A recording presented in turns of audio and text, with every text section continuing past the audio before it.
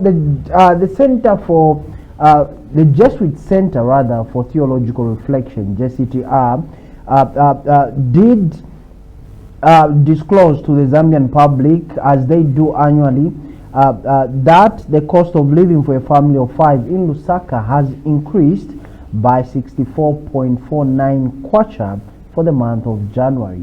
And to help us understand further how the Jesuit Center for Theological Reflections comes up with these statistics and how they come up with the basic needs nutrition basket is a representative from the organization, and this is Mr. Aquila Ngonga. Good to see you and welcome. Thank you so much. Let's begin, Aquila, as we begin to look at how the Jesuit Center comes up with this particular BNNB. Before I even ask my question, I want to find out what is JCTR? Thank you so much. So the Jesuit Center for Theological Reflection is simply an organization that has been existing for over 30 years now. I think it's older than all of us here, maybe. Okay. So it was established in 1988.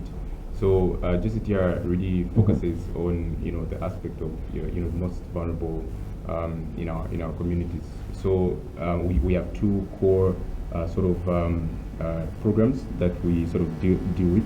The one is the social and economic development program, okay. And the second one is the faith and justice. So what we try and do is promote action and study that focuses on linking faith as well as social justice.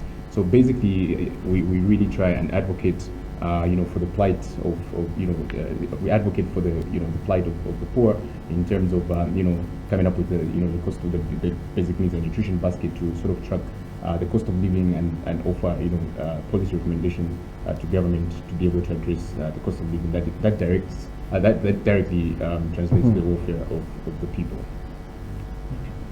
Well, quite interesting, but maybe somebody would be wondering to say, how do you come up with the BNNB? Looking at it says maybe a period of 2 months rather, when that record was given for December, where it was at 8,000 plus, and now we're talking of 9,000 plus. How do you arrive at that? Okay, so so the basic needs and nutrition basket is conducted on a monthly basis. So what we usually do is follow the cost of that linear sort of programming. So what we do here is we get the least expensive food items, but also that are that portray traits of nutritional value. So, for example, if we're going to track the cost of mealie meal, we're going to track the cost of, say, roller meal, because roller meal, first of all, is more nutritious than the breakfast meal, and it's less costly than the breakfast meal itself. So basically, it's the basic needs. You look at some of the basic needs, such as sanitary. If we look at non-food items as well, some of the groceries, such as sanitary towels. We look at things like tissue. We look at washing detergent paste, soaps, and all those things that you use in your home. And also we look at other non-food items, such as the cost of energy. We look at how much electricity sort of costs. We look at the cost of housing as well. So these are basically as the name itself states, the basic basic needs that you can't live without. But that are sort of in terms of the food, it's those that are least expensive and also that portray a huge sense of nutritional value. Okay, but one would wonder to say, or maybe argue that they are able to sustain as a family of 5 or 6 within a budget of maybe, let's say, 2,000. Right. And hearing you as JCTR coming up with these shoots to 9,000 plus. Right. How do you look at it? Okay. So what our programming does is that it measures, the standard, it's some sort of a standard basket of a family of 5. So this standard of the basket of 5 actually is what is the minimum amount that a family is supposed to have to have that sustained nutritional value, that sustained warfare, you know. So some people can argue to say that no, we spend 2,000, but what you don't realize is that you're lacking a lot of you know, maybe nutritional value. You're lacking a lot of say amenities. For example, if we cut off the cost of electricity, maybe you don't have that cost, right? It will obviously drop that cost. But we're looking at a family of 5 in Lusaka, an urban area where people have access to electricity, and electricity is a very you know, important component to their lives. So if you say that you're surviving on 2,000, if possibly you're really lacking a whole lot of you're not meeting the basic standard that a family of 5 is supposed to have access to. So when we say you know, 9,000, it's basically that basket that you know, provides the nutritional value, that provides the minimum standard level that could sort of sustain your welfare. Yeah. Okay, so you mentioned something like linking nutritional information to the public. Right. Maybe take us through how do you do that as JCTR? Okay. So this study has been conducted over decades now. It's been in existence for quite a long time. So what our programming does is that we've sort of analyzed what are some of the you know, important components of if we talk about food, what are some of the important components of that are of nutritional value. So you obviously, if you look at some of these nutrients like proteins and all those things, so we have a human body. What does the human body need? You look at some of those contents that a human body needs to be able to survive. So we look at you know, access to, for example, there's carpenter on our list. You find that there is chicken on our list. There's vegetables. You need those vitamins and all those things to be able to survive. So we came up with this sort of you know, measure to ensure that actually speaks to you know, committing to nutritional value, or the nutritional standard of the human being, and that's how we sort of came up with you know, that basket. Okay. I also wanted just to find out, we know for sure fuel is a driver of economy, and as JCTR, do you feel maybe the monthly fuel reviews contribute massively to or maybe rather affect the BANB, looking at the cost of living, and maybe some of the food items that one needs as in the essentials? How do you look at it? Do you really feel that the fuel reviews, monthly fuel reviews, have an impact or maybe affect the full basket for a month? Yeah, that's a very interesting question actually. So we some of the factors that really do drive you know, the BNNB obviously is the energy prices obviously, and we obviously the fuel pricing, the fuel pump price. The monthly sort of adjustment does, yes, it does affect the BNNB end result or outcome. But sometimes it's not to a huge extent. Like, for example, if you look at this month of January, you saw that the pump price was sort of reduced from December. But even though it was reduced, we still saw a slight increase in the, you know, the cost of living. So yes, on one hand, yes, it does affect the, you know, the BNNB but it's not always that it sort of impacts it to a very huge extent. So the extent of influence does vary with every month. Okay. Okay. Let me chip in there. Let me find out from you when you talk about basic needs, Aquila. I want to find out what are some of the basic needs we're talking about, or let's zero into 4 types of basic needs from your view. Right. I think generally speaking, interesting question really. Generally speaking, of course, we know that the basic needs perhaps 4, generally speaking. So you need food, you need shelter, you need air, you need water as well. So all these sort of components are sort of covered under the BNNB. For example, if you talk about food, it's a huge sort of aspect that consists of food. When you talk about shelter, we do cover that under housing as well. If you look at water as well as you know, as well as air. Air is it's also about the health aspect. and these are all these aspects are sort of covered under the BNNB. So I think the BNNB is quite comprehensive to sort of encompass all those all those sort of components. For example, if we're talking about health, right? If you don't have if the cost of living is very high, it means that you're going to spend more on maybe trying to get these basic needs, the basic needs such as food, and you have limited capacity to spend on health. So if you don't have if you don't have that sort of access to health because of the cost of living, it means that that the aspect of health is being sort of impacted negatively. So the BNNB is quite comprehensive, that it does actually cover most all of those 4 types. Okay. And for the month of January, seeing that you do make this review every month, so that just run us through. Yes, we have seen that the cost of living has increased. For a family of 5, you need 9,000 plus. But take us back to last year, December. What was the BNNB's findings for the month of December, so that we can make a comparison with the month of January that was under review?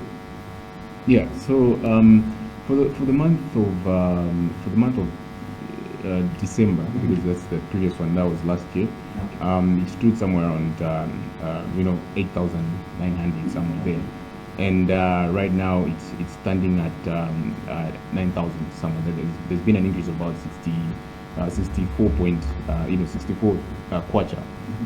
So in this month of January, the major increase that we've noted has been the price of minimum, and in this case we're specifically on roller because that's the one that we track in terms of its nutritional value and also its more accessibility to the Zambian people.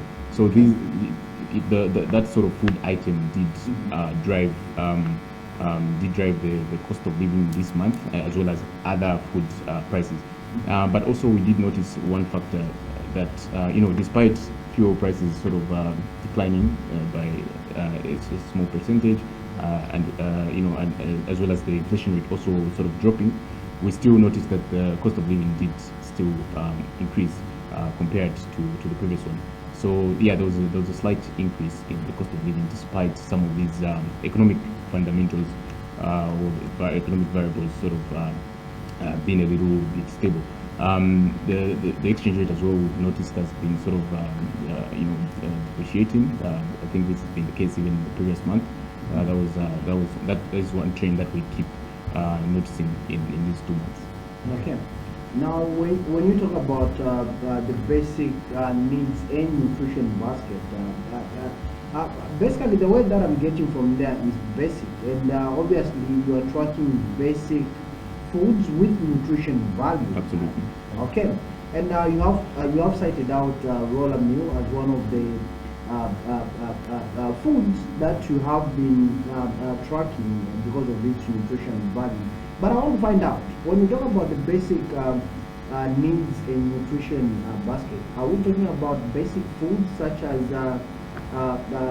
mopani worms, such as sardines or carpenter, if you like, and these basic foods? Are we talking about those, Aquila, for the sake of our viewers out there?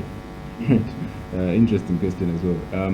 So first I should say carpenter is actually one of the most expensive commodities on the market right now. So this is not, I think this is not, I feel like it's more skewed even to the rich right now than even as it was in the past, more accessible to everyone. Right now carpenter is highly expensive.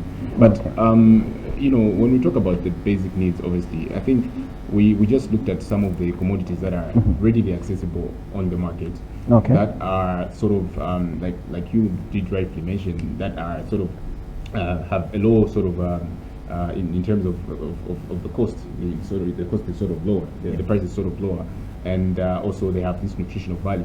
So we didn't want to make a very big, like for example, you did mention some of those the worms. Did you mention the worms? The mopani worms. The mopani worms. Yeah. So we still made a basket where the nutritional value that you get from there could be still gotten from the commodities that are in our basket. So it's a representation of what's ready on the market. But Okay. of course, if there was a chance to sort of incorporate those as well, it'd be great.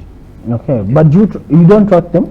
The Mopani ones? No, we don't. Okay. Those are seasonal, isn't it? Yes. Yeah, they are seasonal. So we also try to look at things that are accessible throughout the whole year, so that people have that constant access.